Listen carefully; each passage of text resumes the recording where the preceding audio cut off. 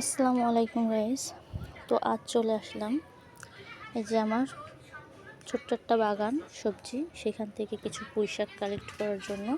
তো এখন পর্যন্ত সেভাবে কাটা হয়নি পুঁইশাক। তো এখন দেখতেছি বৃষ্টিতে এই যে এই পাতাগুলো কেমন হয়ে যাচ্ছে। তো যার জন্য আমি আগাগুলো কেটে কেটে নিয়ে রান্না করব। তো তার জন্য আমি চলে আসলাম শাকগুলো কাটার জন্য। তো এখন আমি শাকগুলো কাটবো।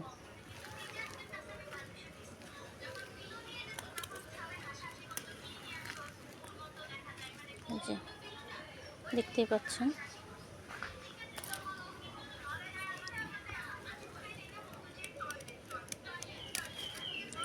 তো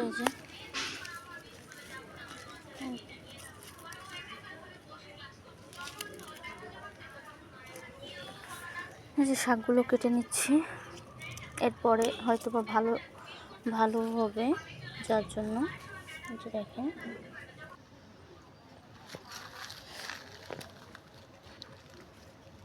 এই যে শাকগুলোকে আমি তুলে নিচ্ছি। যতটা পারি দেখি কতটা হয়।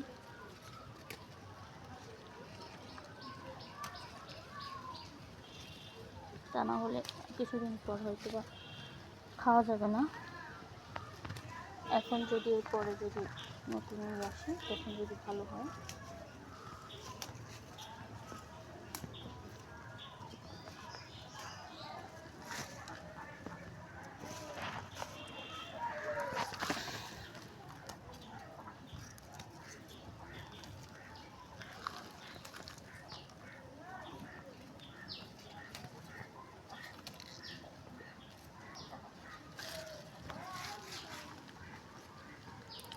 তো এই যে দেখতেই পাচ্ছেন যে